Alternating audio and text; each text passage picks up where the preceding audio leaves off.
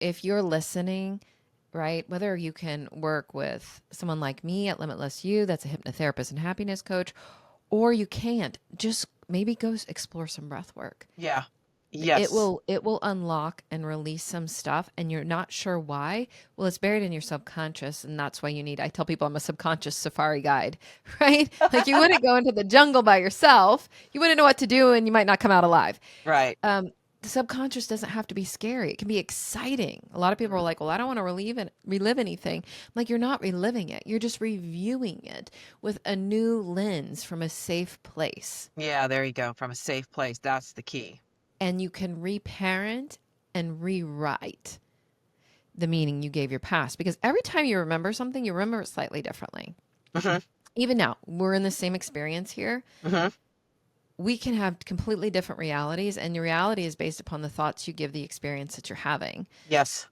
So even in my terrible marriage, it wasn't my ex-husband that was creating my reality. It was the meaning I was giving what my ex-husband was doing. Correct. So if you're listening, let me say this again. You're not impacted by the things outside of you. You are impacted by the meaning that you give them.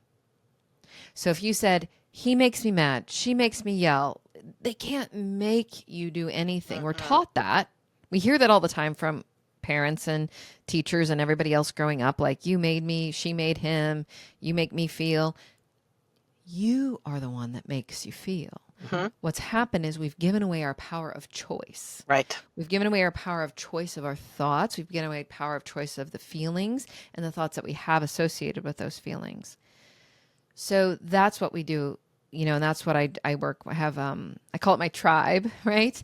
Whether people work with me one on one or they work in a group setting, we meet every single week. And we were just talking about how to be energy alchemists today. And it is understanding that there are thoughts that are automatically fired without your Yep. approval as soon as you have a physical sensation. And most of the time you don't even know what that physical sensation is because we're Hmm. taught to numb out. Correct. We're taught to not feel. Don't, Hmm. we're scared of our emotions or we're scared of our bodily sensations. And quite often our thoughts are the ones that are creating the bodily sensations that don't feel great.